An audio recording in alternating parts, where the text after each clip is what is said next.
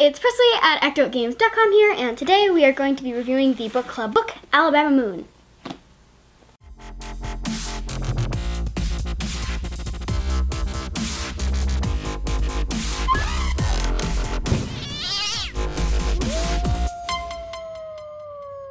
Yeah, Alabama Moon by White Key, which hopefully a lot of you have read by now, and we're really looking forward to seeing some reviews this week from some people.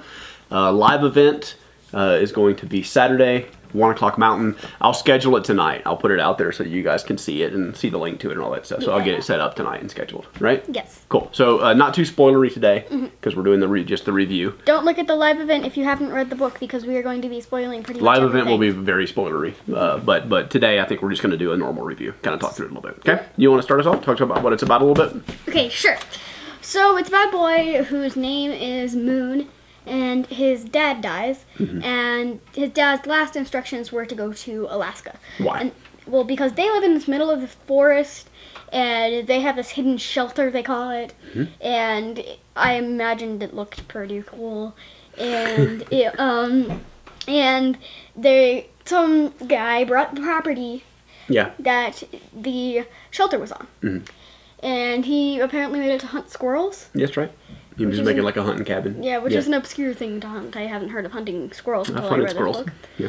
And then they have to stay very, very hidden because they don't want the government to find them, because his dad says that the government thinks that he owes them something, even though he doesn't, because he never talked to them. So they're kind of like his dad is kind of survivalist, anti-government person, and so they live off the grid, out in the woods, in this little like dugout shelter, and so his dad teaches him to hunt and fish and skin animals and make their own clothes and grow crops and sort of live just entirely off the grid, right? And it actually reminded, I mean, I certainly didn't do any of that stuff, right? But as a kid growing up in Tennessee, I certainly hunted a lot and fished a lot, and I could start a fire without matches and tanning hides and like all those kinds of things I learned how to do when I was a kid growing up in Tennessee. So it definitely brought back a lot of memories of those kinds of things. And they describe, there's a place called the Clay Pit, which reminds me of what we call the gravel pit, which is this big red lumps of gravel stuff. So my family, that we go around and we play in. Yeah, my family in Tennessee owns a big gravel pit where they come in and haul out loads of gravel for building roads around Tennessee and stuff. And so they had the same kind of thing. They sold the clay for people to build this. It's exactly the same thing, right? So they definitely resonated in a lot of ways where some things that I experienced in the past. Okay, so and the gist of it is him trying to follow his dad's wishes. But as he's trying to follow his dad's wishes, he gets exposed to more and more people. Like, he'd been very isolated up to that point.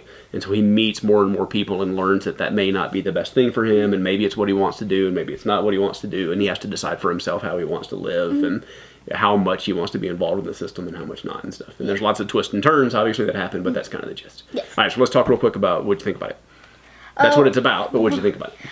I thought it was really, really good, and pretty much all books that I read are pretty good. Right. Like, and I just absolutely loved it, and the way it's written leaves enough to your animation. Your animation. Your internal animation. Yes, my imagination leaves enough to my imagination, but describes it enough so you can get these really cool pictures in your mind. And I've mentioned this before probably, but me and my dad, when we both read the same book, we play this game where we talk about what we think people look like, and it's always funny to see how different yet how similar they are. Yeah.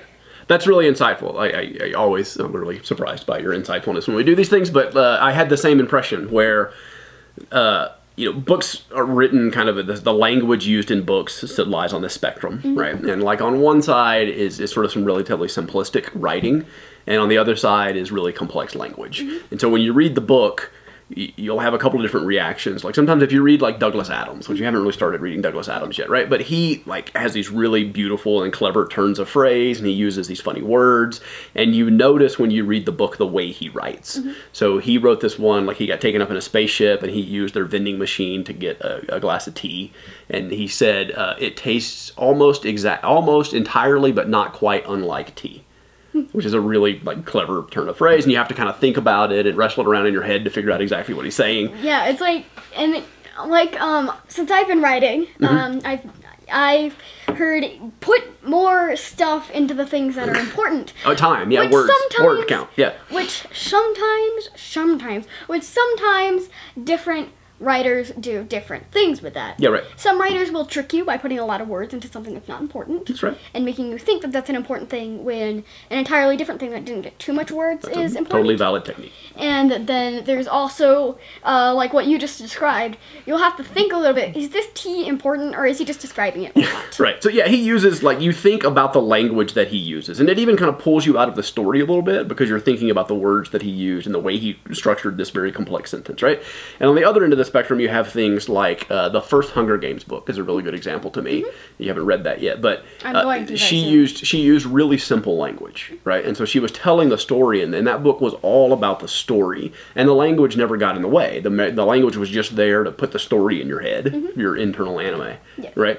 And so you got your internal animation going, and it's just being fed by these simple sentences and relatively simple words, and like I really kind of love those things. Like I loved that book. There was a book called Room that again you haven't read, but was written in a really simplistic language, and this one definitely falls on that side of the spectrum, and I think it's largely because of the main character is a kid, and he's been living in the wood his whole life, so he doesn't have a really complex vocabulary, and he's young, and so the book is written from his point of view, and so it's written fairly simplistically, and I like the way that goes. I like how everyone questions if he knows how to speak and if he knows how to read. Well, it's like the YouTubers panel, right? He's being underestimated because he's so young. And also because he lived in the woods. But he has all these capabilities that people underestimate, right? And a lot of people regret underestimating him in the book, which I think is pretty funny. But yeah, if you liked, that kind of a book, like the first Hunger, like the story's nothing like the first Hunger Games, right? But the writing style and sort of the simplistic style, and it just sort of downloads right into your brain, and before you know it, you finished the book.